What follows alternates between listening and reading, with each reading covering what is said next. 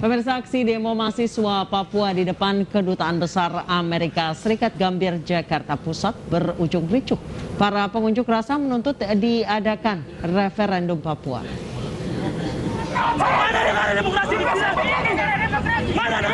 Kericuhan mulai terjadi saat polisi membubarkan paksa aksi demo mahasiswa Papua di depan Kedutaan Besar Amerika Serikat, Jakarta Pusat. Sejumlah pendemo yang ditangkap menolak untuk dimasukkan ke dalam mobil polisi. Para pendemo terus melakukan perlawanan saat polisi menangkap sejumlah rekan mereka. Bahkan kaca mobil tahanan milik polisi pecah akibat ditendang salah satu pendemo. Selain tidak mengantongi izin, pembubaran paksa demo menuntut referendum itu juga dianggap menimbulkan kerumunan yang melanggar protokol kesehatan di masa pandemi COVID-19. Kegiatan-kegiatan yang berpotensi menimbulkan kerumunan adalah dilarang. Artinya hari ini kami adalah dalam rangka menegakkan protokol kesehatan. Apabila orang tersebut menempatkan orang lain pada situasi yang berbahaya, itu merupakan suatu pelanggaran pidana. Sebanyak 15 pengunjuk rasa ditangkap dan dibawa ke Polda Metro Jaya. Hari ini Kamis 30 September 2021, 57 pegawai Komisi Pemberantasan Korupsi resmi dipecat. Mereka yang dipecat adalah pegawai yang dianggap tidak lolos tes wawasan kebangsaan.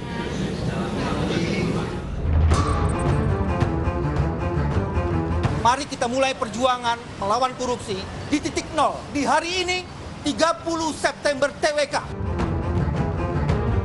Kalau ada orang bilang pemberantasan korupsi saat ini sudah berada di track yang benar, itu bohong besar. Pemberantasan korupsi pedang utamanya di pihak presiden.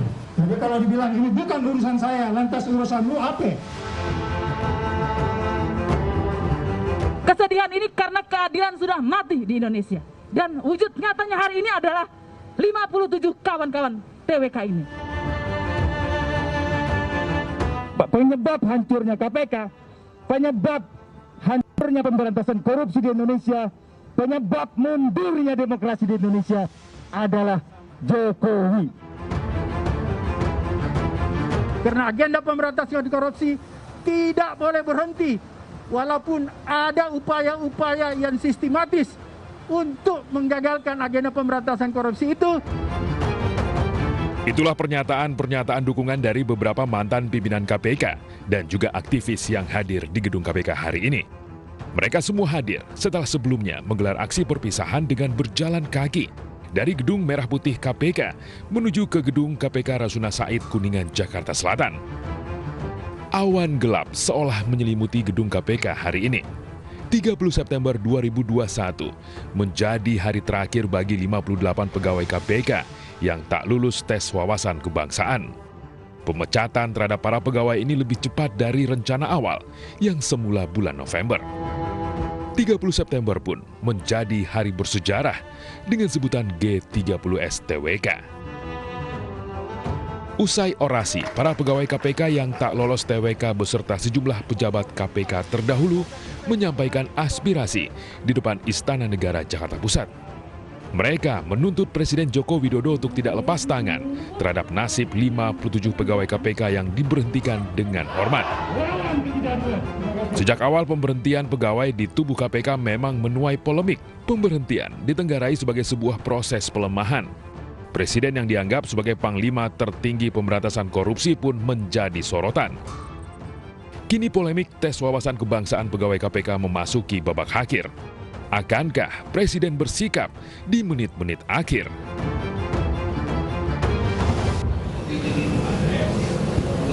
Apa rencana 57 ex-pegawai KPK yang tidak lolos tes wawasan kebangsaan? Kami sudah bergabung dengan Mbak Tata Hoiriah, mantan pegawai KPK. Selamat malam, Mbak Tata. Selamat malam, Bu.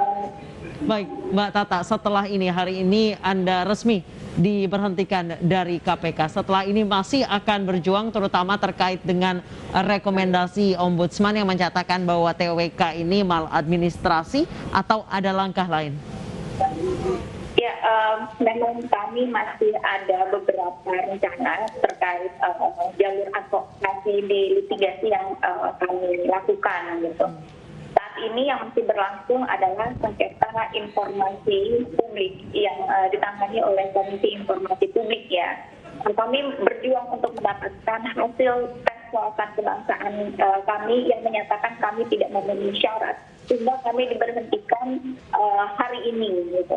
Kami tidak ada penjelasan sedikit pun, sehingga menurut kami ini sangat sangat penting. Kenapa kami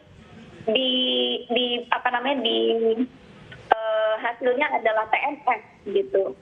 Yang kedua adalah jalur di litigasi yang akan kami lakukan adalah petun gitu. Tentu ada beberapa langkah yang sedang kami siapkan. Di samping itu kami masih menunggu tanggapan dari Presiden atas rekomendasi yang sudah dikeluarkan oleh Ombudsman RI dan Komnas HAM. Karena semuanya berujung dan bermuaranya di Presiden. Baik, Mbak Tata, dari 57 teman-teman yang tidak lolos TWK, itu background-nya serupa, beragam, atau bagaimana ya? Kesannya random saja gitu, Mbak?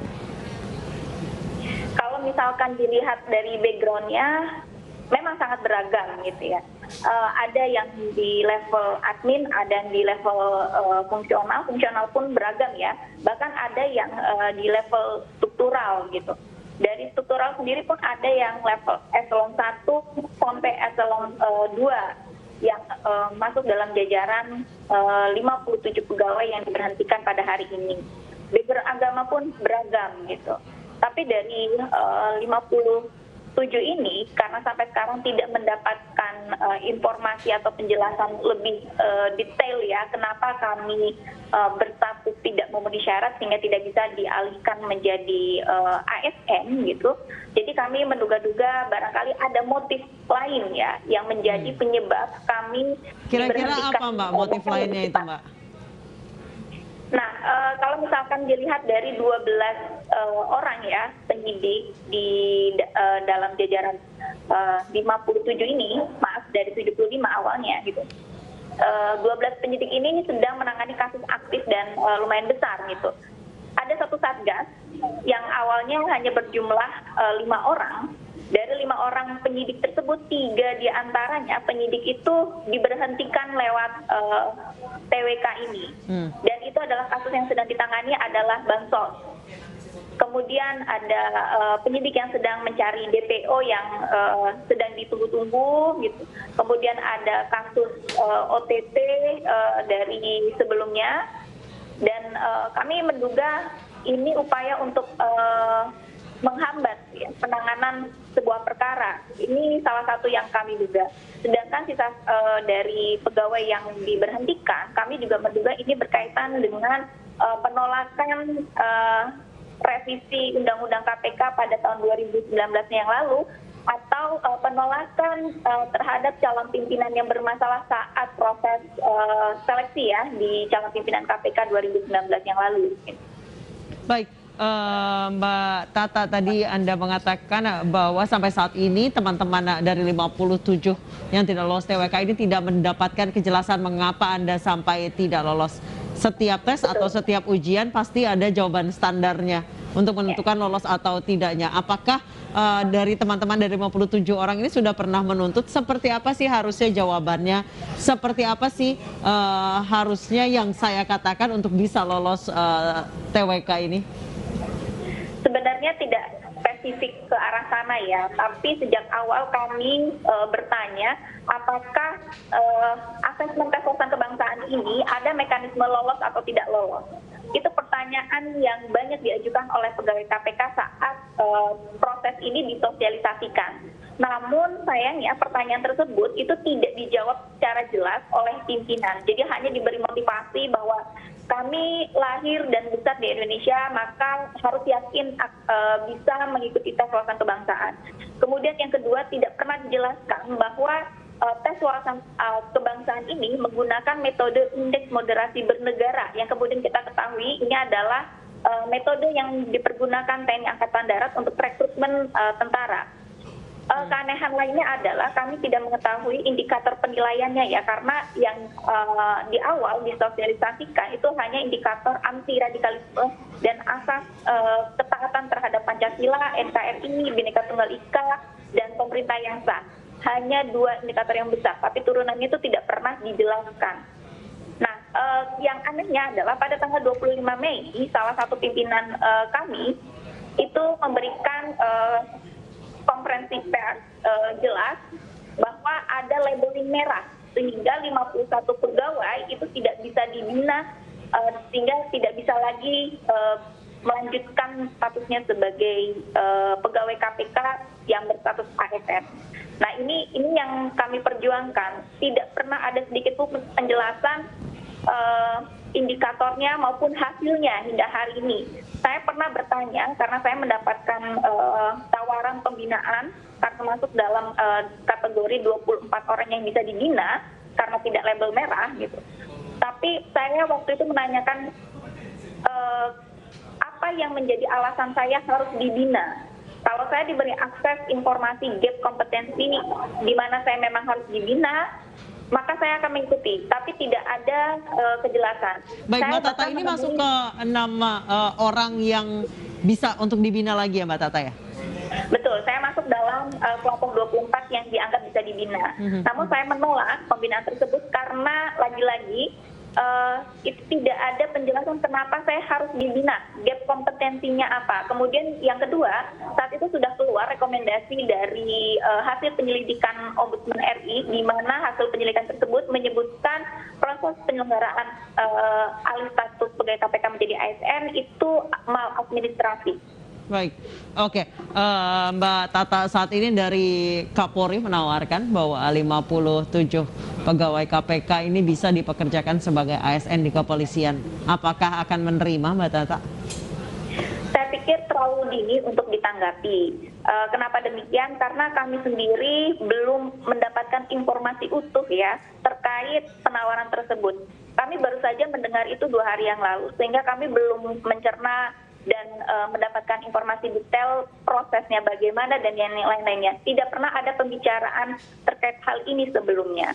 Jadi kami memutuskan untuk menunggu sampai informasinya kami dapatkan secara utuh untuk bisa disikapi secara bersama-sama.